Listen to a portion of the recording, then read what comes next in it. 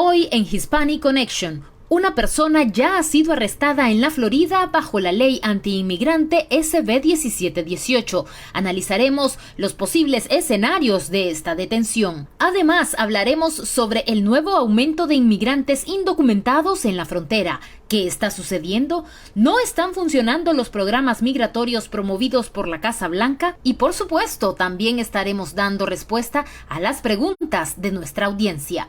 Bienvenidos a este en vivo de Hispanic Connection.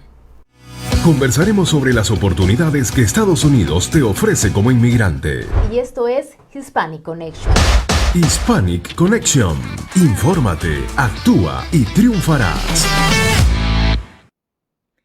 Muy buenos días, amigos de Hispanic Connection. Bienvenidos a esta plataforma hecha por inmigrantes para inmigrantes, porque le queremos ver triunfar. Nuevamente estamos otro jueves en este en vivo para aclarar todas las dudas, las preguntas que tenemos en torno a esas noticias, a esos eventos que están sucediendo en los Estados Unidos y que tienen que ver con la inmigración y que por supuesto nos afectan como inmigrantes que somos en este país. Les invitamos a activar las notificaciones en nuestras redes sociales. Recuerden, estamos en Facebook, YouTube, Instagram, estamos en todas las redes sociales y también en las plataformas de podcast. Ahí nos puede encontrar. Si ahora mismo no tiene tiempo, puede ver después este episodio o bien todos los episodios que publicamos los días martes y los días jueves. A usted le puede interesar esta información que le vamos a brindar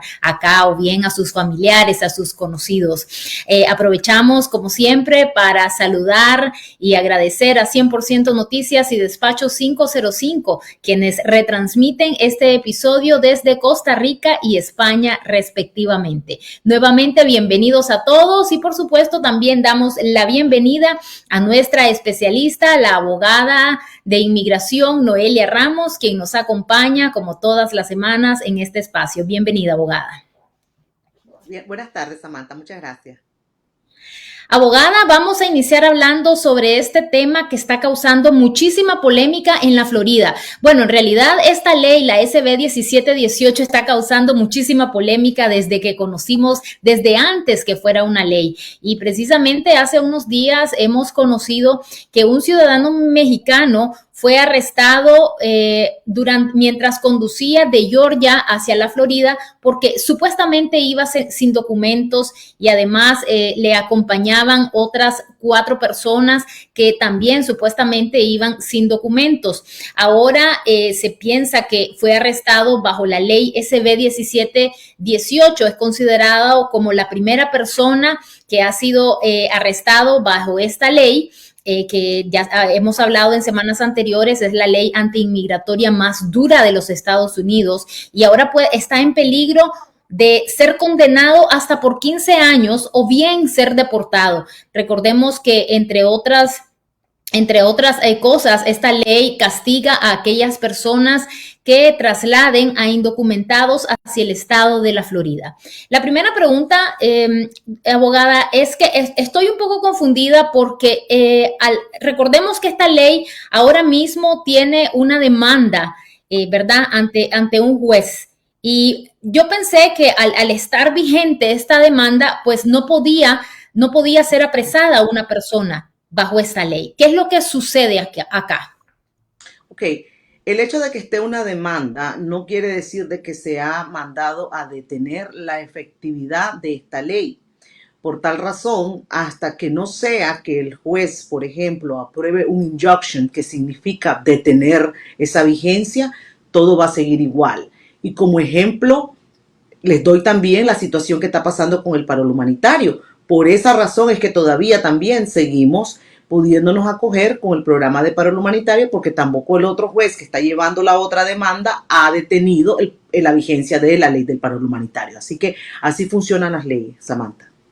Claro, una de cal y otra de arena, así es, para contextualizar un poco, recordemos que en el tema del paro humanitario también hay una demanda en el estado de Texas para que no continúe, pero mientras el juez no falle sobre esta demanda, pues el parol humanitario continúa vigente.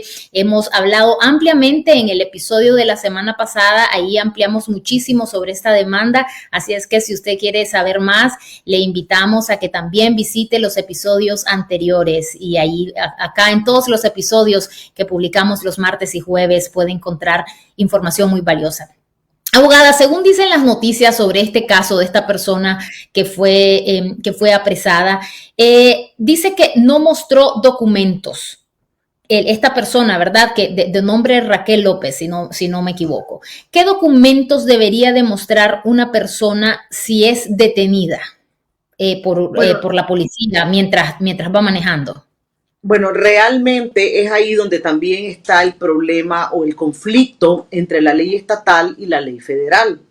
Recordemos de que la ley de inmigración es ley federal y la policía, o lo que es la fuerza de control interna del Estado bajo la policía, es estatal.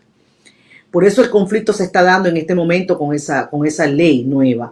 Porque la policía sí puede pedir una licencia de conducir, porque una licencia de conducir es emitido por el Estado en cuestión, donde usted está residiendo o donde usted ingresa. Sin embargo, los documentos de estatus migratorio son pedidos por las autoridades de inmigración, que es lo que expresó casualmente en el condado de Miami-Dade uno de los representantes de la policía, diciendo de que ellos no se van a poner en la función de autoridades federales porque esa no es su obligación hacerlo. Pero no todos los policías van a actuar de la misma manera y por consiguiente esta persona, si fue detenida por un policía, como nos hemos dado cuenta por medio de las noticias, y se le pidieron documentos, bueno, habrá que ver si ha sobrepasado la autoridad de pedir o sus funciones de pedir ese tipo de información. Sin embargo, tampoco podemos pensar de que todo es muy fácil. Recordemos que una persona que está dentro de los Estados Unidos completamente indocumentado, pues también tiene que aceptar que desafortunadamente no tiene algo que lo proteja, como por ejemplo lo tiene una persona que está con un caso de asilo introducido, que se va a presentar a corte, que tiene una citatoria formal a corte, que se ha presentado a cada cita que le ha pedido el gobierno. Es decir, depende. En este caso no queda claro si esta persona tenía un proceso o tiene un proceso pendiente abierto o simplemente es una persona que ha estado aquí en Estados Unidos por muchos años como un indocumentado sin ningún tipo de proceso. Todos esos factores se tienen que evaluar cuando encontramos situaciones como esta.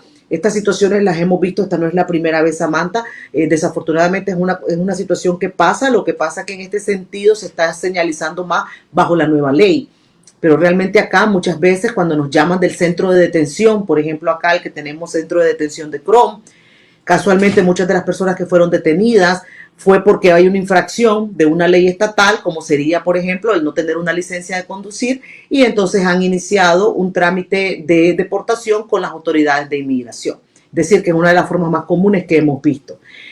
Donde viene lo nuevo es la penalización tan fuerte, como siempre hemos dicho, que va a tener esta persona ahora. Es decir, que los cargos son tan fuertes que una penalización de inmigración puede ser civil, pero ahora estamos hablando de algo criminal. Es decir, que viene mucho más fuerte y puede causar obviamente una deportación mucho más rápida.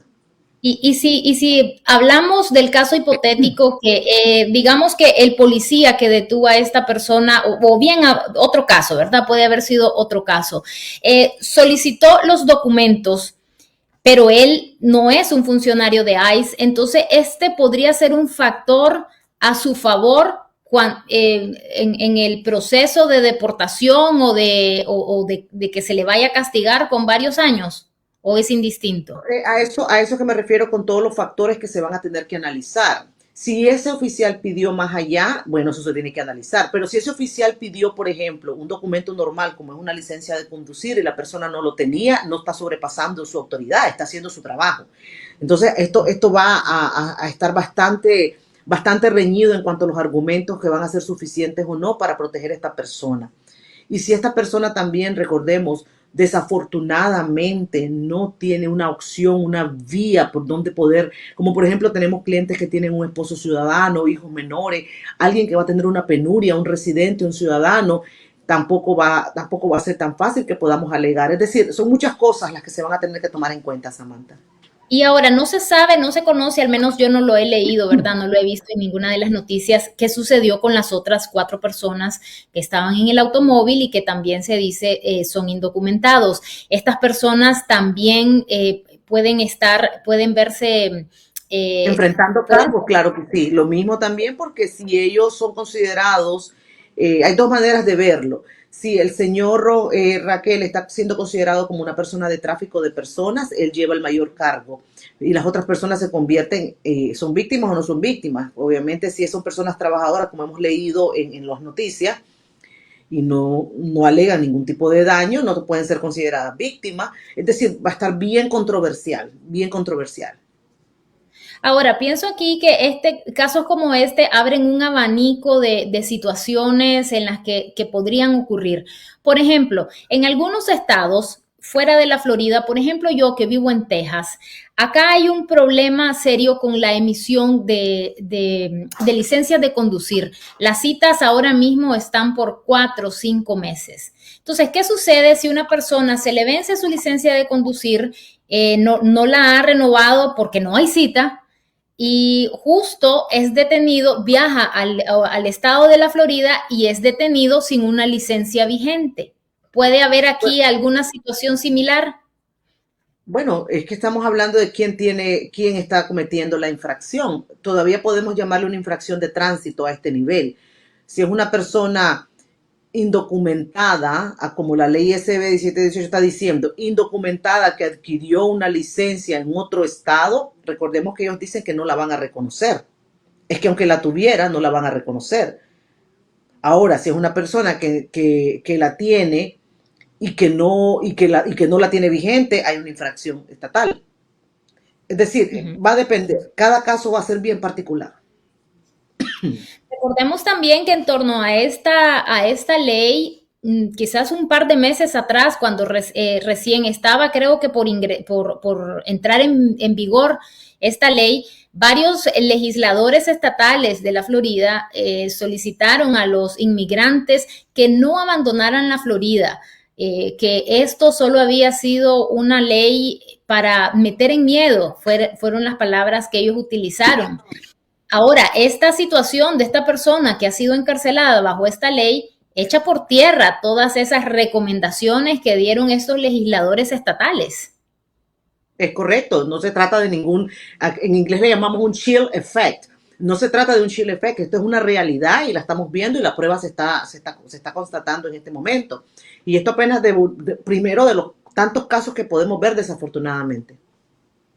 ¿Qué recomendaciones daría usted, abogada, a las personas que viven en la Florida, que no tienen documentos migratorios ante esta realidad que se está viviendo con la ley SB 1718? Definitivamente sería no arriesgarse, pero es muy difícil decirle a una persona que no se arriesgue cuando tiene que salir a trabajar porque tiene que buscar el sustento económico. Y eso lo entendemos. Pero el riesgo que existe hoy en la Florida de salir a la calle y sabiendo uno que es una persona indocumentada también quiero hacer la aclaración que ese es uno de los problemas que tiene la ley, que no solamente es ser indocumentada, sino indocumentada y tampoco tener un proceso. Porque si tú eres indocumentado, pero tú estás dentro de un proceso y estás compareciendo a tus audiencias, que es lo que decía al inicio, es muy diferente a ser solamente indocumentado y que entonces de pronto un día te paren, te detengan y desafortunadamente se va a complicar todo. Así que el riesgo es demasiado alto. Podríamos decir entonces que están exentas aquellas personas que estén en un proceso, como por ejemplo aquellas personas que hayan cruzado la frontera, pero que ya están en un proceso de asilo. No, no podemos decir eso que están exentas porque casualmente ese es uno de los problemas que se encontró en la ley. La forma en que fue escrita no deja claro porque debería de dividir a una persona que es cierto que puede estar indocumentada pero está dentro de un proceso. ¿Por qué? Porque se vio obligada a venir a este país a buscar protección como son las personas que piden asilo. Claro. Estarán indocumentadas por un cierto periodo de tiempo pero están dentro de un proceso. Y la ley no deja claro esa situación. Entonces, por eso es que todavía estamos esperando a ver qué va a pasar.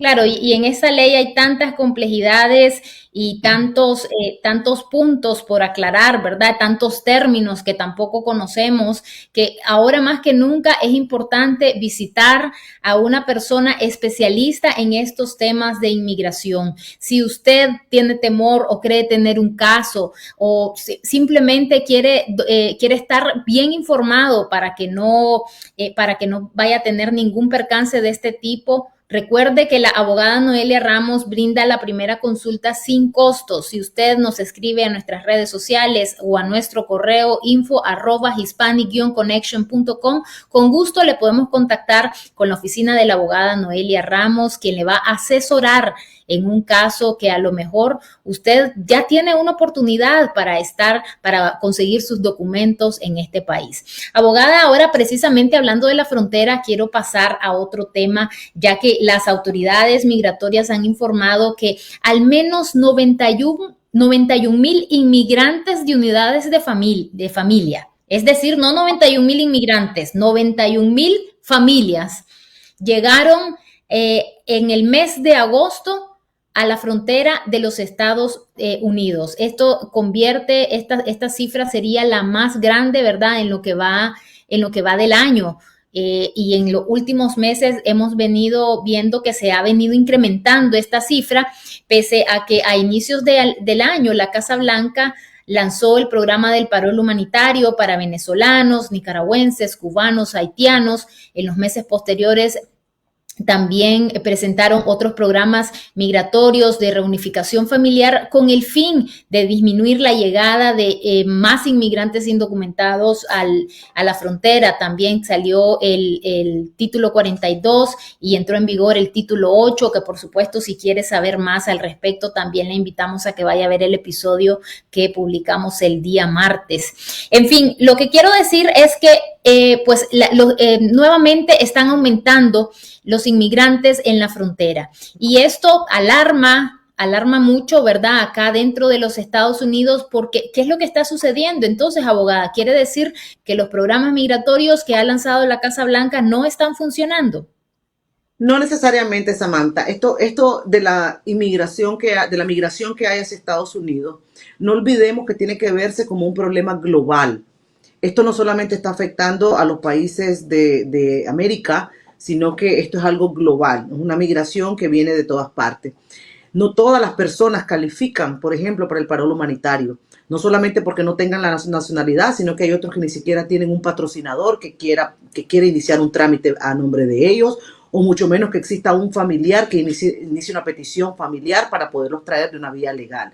Entonces, todo ese porcentaje de gente que queda fuera es lo que normalmente vamos a seguir viendo, que van a salir en esa búsqueda de encontrar un futuro mejor. Es decir, son argumentos que tristemente sabemos no van a ser tomados en cuenta, como por ejemplo para una presentación de un asilo, personas que digan la situación económica de mi país no puedo. Desafortunadamente, eso van a ser peticiones negadas porque no califican para lo que requiere la ley para un asilo, por ejemplo. Es decir, vamos a seguirlo viendo. Yo tengo que reconocer de que el gobierno, por más que ha tratado de hacer el anuncio y de hecho ponerlas en efectividad, tantas vías legales, va a seguir la migración.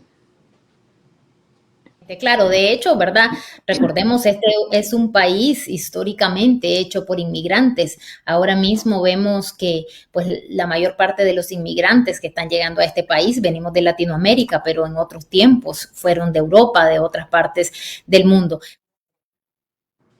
Abogada, que lo que usted estaba mencionando, que las razones económicas que muchas veces vivimos en nuestros países no es una razón para solicitar asilo al momento de llegar a la frontera. ¿Qué razones sí son de peso para solicitar asilo en la frontera, abogada?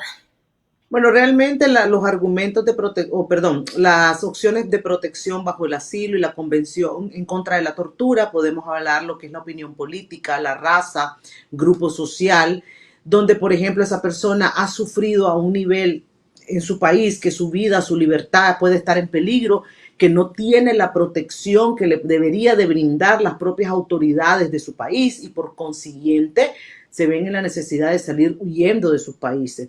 También vemos en el área a veces a nivel personal cuando una persona, por ejemplo en violencia doméstica, que se había ya quitado esa opción, regresó esa opción, pero también no son casos muy fáciles porque si la persona no ha agotado todavía, si la víctima no ha agotado todavía todos sus recursos de una protección de las autoridades de su propio país, son casos muy difíciles de ganar en los Estados Unidos, porque los Estados Unidos también respetan la soberanía en cuanto a las leyes que deben de hacerse efectivas en otros países. Es decir, hay que analizar siempre, ahora más que nunca, las personas deben de tener esa consulta antes de salir de su país, antes de poner en riesgo la vida de sus hijos, antes de poner en riesgo toda esa travesía de lo que puede significar perder su vida. Por ejemplo, lo estamos viendo en el Río Grande. Es triste ver que tantos ahogados están ahora recibiendo sus familias de personas que fallecieron en esa travesía.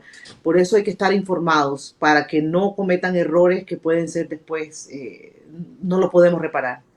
Exacto, y todos, ¿verdad? Cuando emprendemos este viaje, venimos con una maleta llena de sueños, de nostalgias, y es importante aminorar todas esos contratiempos que podríamos tener, y qué mejor manera de hacerlo con un especialista. Hoy la tecnología es un aliado y usted puede hacer esa consulta a través de Zoom, a través de WhatsApp. Estos servicios los da la oficina de la abogada Noelia Ramos. Recuerden que la primera consulta no tiene costo, así es que si usted está interesado, puede escribirnos a través de nuestras redes sociales o a nuestro correo info@hispanic-connection.com y con gusto le vamos a enlazar. Abogada, las personas que llegan a la frontera para solicitar asilo necesitan tener una cita a través de la aplicación CBP One. Eso es lo correcto, pero el gobierno también hizo una aclaración que iban a haber caso por caso ciertas excepciones donde, por ejemplo, no hubo un acceso, se trató de hacer la cita y no pudieron entrar al sistema. Otros casos también que pueden ser hasta de vida o muerte, que es, por ejemplo, venir en condiciones muy fuertes, sea porque viene de salud, sea porque viene con un niño. Es decir, no podemos decir específicamente. Lo que ellos dijeron fue que va a ser analizado caso por caso esa oportunidad a los que no solicitaron por el CBP One. Ok, aprovechamos para recordarles que en nuestro episodio de hace 2 días, el que fue publicado el día martes, hablamos específicamente sobre los pasos, sobre todo lo que sucede cuando un inmigrante llega a la frontera. Así es que si usted tiene un familiar o está pensando en emprender ese camino, es importante que vaya a nuestras redes sociales y vea este episodio para que esté mejor informado. Abogada, una última pregunta en torno a este tema del aumento de inmigrantes. ¿Qué ha pasado con los centros de procesamiento que la Casa Blanca dijo se iban a abrir en varios países para minorar la llegada de los inmigrantes a la frontera? ¿Hay alguna noticia al respecto? No hemos visto realmente al detalle como queremos ver. Recordemos que sí, los anuncios han sido varios, pero en lo que es el detalle de saber horas, la dirección, qué forma de documentación también hay que presentar, que es lo que nosotros estamos ansiosos, todavía no se ha publicado. Ahora vamos a pasar a las preguntas de nuestra audiencia. Aprovechamos para agradecer a todas las personas que nos envían sus saludos y sus preguntas. A Marily González, muchas gracias por su comentario. Ella dice que muchas gracias por la información que compartimos, y por supuesto para nosotros es un gusto que esta información, que todos estos temas que hablamos en esta plataforma sean de utilidad para usted, porque esa es la razón por la cual estamos aquí. Bien, tenemos preguntas de nuestra audiencia. Hay una persona que nos dice que su familia, sus familiares, un grupo familiar llegó con el parol humanitario a los Estados Unidos hace un par de meses, hace algunas semanas. Todos solicitaron sus permisos de trabajo, todos fueron llamados a realizar sus huellas. Sin embargo, uno de los permisos ya llegó, uno de los permisos para autorización de trabajo, y los otros no. Entonces, la primera pregunta quiere saber qué sucedió, si es que acaso es un tema de apellidos, de orden alfabético, porque la persona que le llegó es de apellido Centeno, las otras personas son de apellido Morales. Entonces, quizás sea una cuestión de orden alfabético. Ok, en primer lugar, tiene que entender de que el que sea un grupo familiar no quiere decir que inmigración toma los procesamientos como grupo familiar. La aplicación de permiso de trabajo es individual. Debería de ser procesado de acuerdo a fecha, a tiempos, es decir, por orden de llegada. Sin embargo, tampoco lo estamos viendo que inmigración lo está cumpliendo. ¿Por qué? Porque si se van, como en el caso de ellos, el mismo día se van dos personas diferentes, una sale más rápido que la otra, sin tener ningún problema en el caso, es una aplicación simple, no hay explicación por la cual sale primero una y la otra se queda retrasando. Desafortunadamente el gobierno no explica el por qué. Hasta el momento solo ha dicho de que lo va a hacer en orden de llegada y no podemos saber por cuál fecha va trabajando. Solamente tenemos las herramientas que ellos mismos ponen en el website, que ya sabemos que introduciendo su número de caso, usted puede ver qué está pasando con su caso. Y en la misma opción, en la parte de abajo, los tiempos de procesamiento, donde usted hace la selección de la oficina que está llevando su caso, de acuerdo al recibo que usted tiene, una dirección también de la oficina de inmigración, y se va a dar cuenta por cuánto tiempo se está demorando esa oficina en procesar ese tipo de aplicación específicamente. Y en el caso dice también que a esta persona que ya le llegó su permiso de trabajo, no le llegó su número de seguro social. ¿Qué tiene que hacer en este caso o tiene que seguir esperando y pues quizás llega en Ese los es próximos días? otra situación típica. Desde que USCIS mezcló su procesamiento con la emisión del Social Security, lo único que ha causado es mayores retrasos. Ahora la persona cuando se va al Social Security, ahora estoy hablando de la oficina del Social Security, le ha tocado muchas veces aplicar nuevamente, llenar su aplicación. ¿Por qué? Porque USIS, que debió de haber mandado la orden de emisión, nunca llegó. Yo siempre les estoy recomendando a las personas, si ya pasaron 30 días y usted todavía no recibe su Social Security, es mejor que haga su cita en la oficina o se presente, pida la opción de volver a llenar su aplicación. En muchas de las ocasiones el Social Security ha contestado de que, bueno, eso le va a causar a usted tener dos números de social. Es verdad, eso puede pasar, pero también está la opción que si a usted le llegan dos números de social, usted llegue uno y entregue el otro para que quede constancia de que está cancelando uno, pero por lo menos ya tiene uno en sus manos, que está usted desesperado para poder trabajar. Así es, porque para trabajar se necesitan los dos documentos, el permiso de trabajo y el número de seguro social. Así es, abogada. Sí, la mayoría de los empleadores no pueden comenzar a emitir los pagos, puesto que no tienen un Social Security que va a estar registrado en nómina. Ok. ¿Cuánto tiempo está durando ahora mismo el proceso para la emisión de un permiso de trabajo en el caso de los solicitantes de parol humanitario? Lo más que hemos visto en mi oficina, puedo dar esa opinión, han sido 5 meses. Ujú. Ok, sin embargo, hablábamos la vez pasada que algunas personas ya están informando, ¿verdad? Que en sus casos aproximadamente 3 meses están durando el proceso. Quizás tiene que ver también la cantidad de personas según el estado donde han ido a radicar, ¿o no? Sí, porque recordemos que por lo menos a nosotros, los que vivimos en la Florida, nos otorgaron ciertas oficinas, pero también el gobierno después salió a aclarar de que iban a tener contratación de mayor personal para que pudiera hacerle frente a una demanda tan grande. Recordemos que fue paulatinamente como este proceso de paro humanitario fue avanzando. Ahora llegamos a un nivel de que han sido tantas las aplicaciones, pues que ya esperábamos que iba a haber un retraso también debido a la demanda. Ok. Tenemos una última pregunta de Gladys Escobar. Ella dice, nos menciona que su hija, quien es menor de edad, pero ya está casada y tiene un bebé, emigró a los Estados Unidos con su familia, ¿verdad? Con su esposo y su bebé a través del parol humanitario.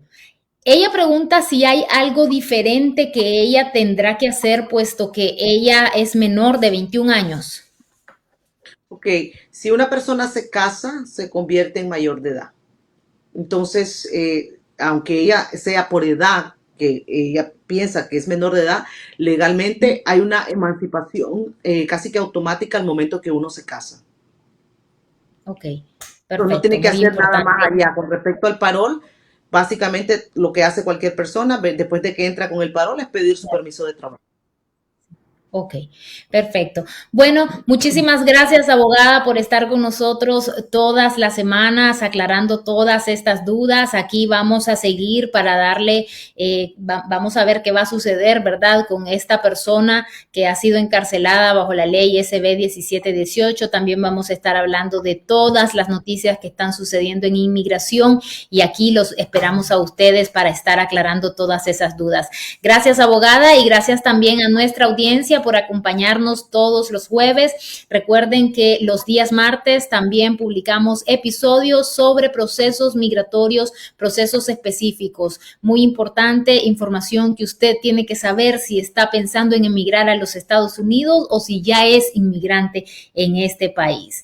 Les esperamos los días martes y los días jueves. Recuerden, déjennos sus comentarios en las redes sociales y activen las notificaciones para que tenga de primera mano todas las noticias de inmigración de los Estados Unidos. Y recuerden siempre, por supuesto, infórmate, actúa y triunfarás. Sea fuerte y valiente. Conversaremos sobre las oportunidades que Estados Unidos te ofrece como inmigrante. Y esto es Hispanic Connection. Hispanic Connection. Infórmate, actúa y triunfarás.